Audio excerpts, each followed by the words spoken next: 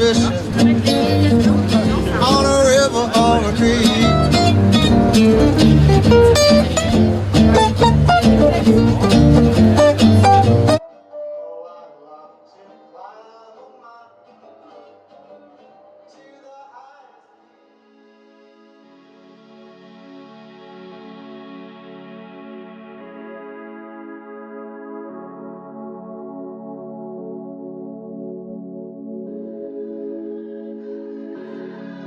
Depuis que je suis tout petit, j'ai toujours fabriqué et bricolé un peu tous les trucs que j'utilisais, que j'avais envie d'avoir aussi.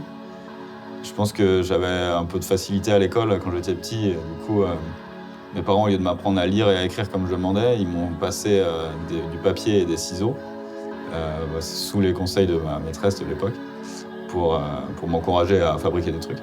Et du coup, j'ai toujours des lacunes orthographe, mais j'ai développé vachement tout ce côté manuel. Et après, ça m'a permis aussi d'accéder à des trucs que je voulais, qu'on n'avait pas forcément les moyens d'avoir, et du coup de me les fabriquer.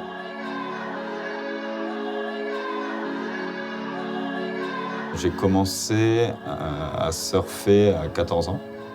Et du coup, moi, assez rapidement, j'ai commencé à essayer de voir comment on pouvait fabriquer une planche de surf. Ça, c'était un peu plus fort que moi, ça venait tout seul, quoi.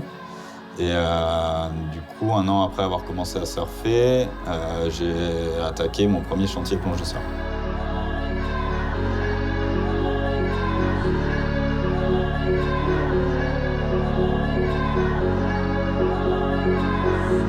J'ai commencé, le bateau ça m'attirait trop, alors j'ai essayé de me fabriquer un bateau direct alors que j'en avais jamais fait avant.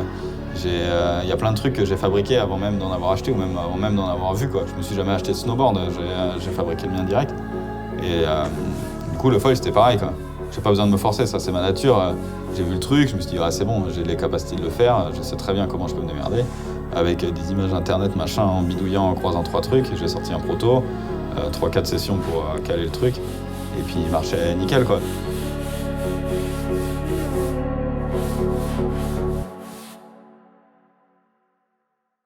Quand on conçoit un objet, c'est un peu comme si on revenait au premier jour où le mec s'est dit je vais faire une borne de surf. Donc là, il faut tout trouver des solutions dans tout, donc il faut aller s'inspirer de comment plein d'autres objets sont faits. Il faut trouver vraiment les solutions dans tout pour aboutir à une première version d'objet.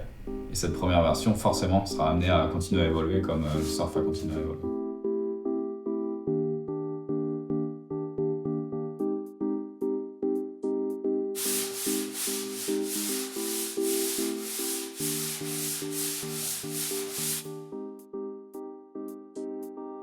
Dans tous les cas, le shape, moi je dis c'est scientifique, mais en même temps, tout le monde a ses théories et ça reste des théories, quoi. C'est-à-dire qu'il n'y a aucun modèle vérifié et calculé sur rien du tout. Et du coup, des fois, on peut être persuadé d'un truc, on le fait, ça marche, et on essaie un autre truc qui, théoriquement, on ne sait pas, et ce qu'il y a, et ça marche trop bien.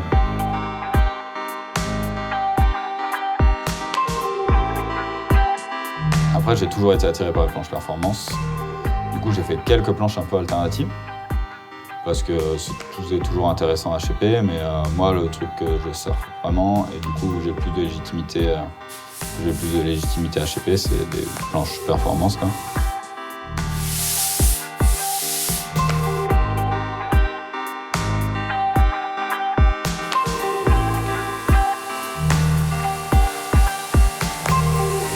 Mais l'objectif c'est que ce soit des planches qui puissent aider vraiment les surfeurs qui les ont à continuer à progresser.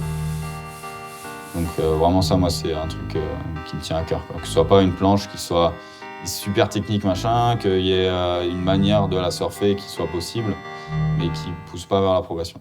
Il y a plein de gens qui font ça super bien, et c'est différent.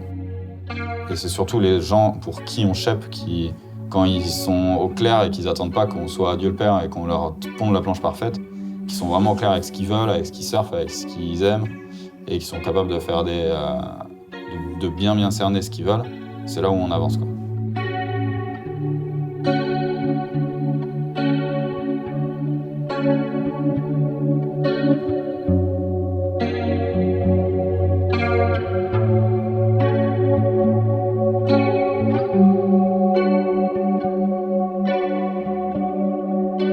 quand même, j'avais un peu fait le tour de la question. C'est-à-dire que j'avais vu tous ces ateliers, j'avais fait des boards pour les meilleurs, des boards les plus haut de gamme, j'avais fait plein de trucs.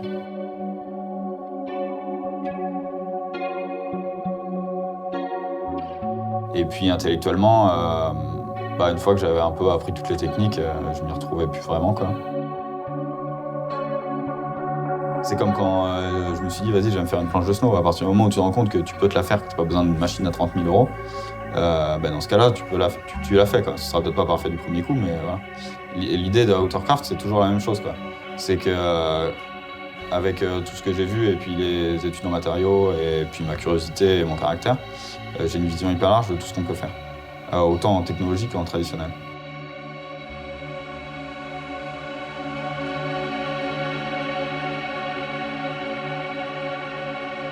Super Hero, ça restera mon truc créatif perso, quoi. C'est-à-dire que ce sera jamais une activité lucrative de Outercraft ou de quoi que ce soit. C'est juste moi, toutes les expérimentations que je veux faire, naturellement, je les fais vers le surf parce que c'est ce que je fais depuis tout le temps et c'est ce que j'adore faire.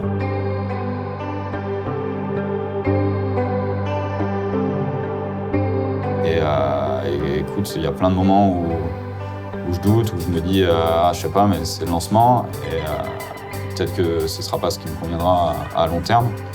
Mais pour l'instant, je décide de continuer et d'avancer et puis de voir si c'est ça qui me convient.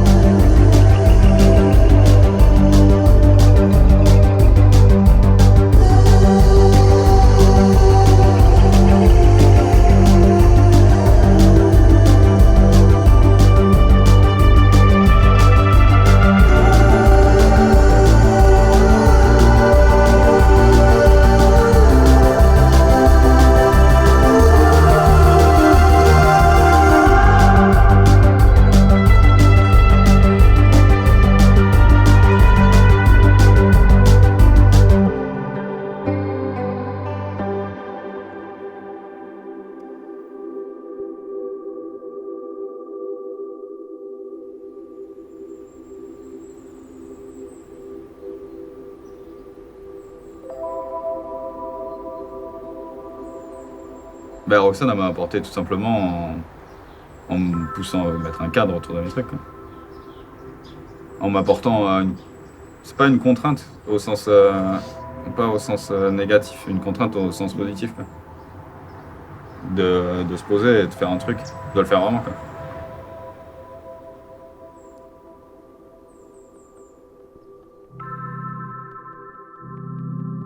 Non, Flo, c'est quelqu'un qui m'impressionne assez parce que c'est vrai qu'il peut être autant sur tout plein de lubies à la fois, mais il cherche toujours à faire ça bien, il va pas faire les trucs à moitié.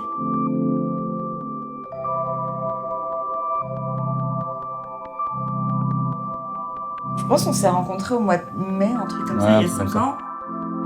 Et Roxane nous montre les tatous qu'elle s'était fait elle toute seule à l'aiguille, qui étaient trop propres. Et puis forcément, Roxane me disait, ouais, je veux devenir tatoueuse. T'es là, enfin, nous, dans notre état d'esprit avec mes potes. Ouais, c'est cool, mais vas-y, quoi. Vas-y, jette-toi une machine et tatou, quoi.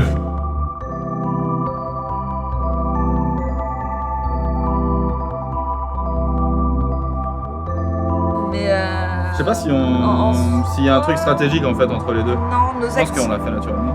Ouais, nos activités se rejoignent pas forcément, mais juste voilà, on voulait partager un peu cette cohésion qu'on avait dans notre vie intime. On voulait la transférer un peu sur notre vie professionnelle et puis partager ça avec les gens.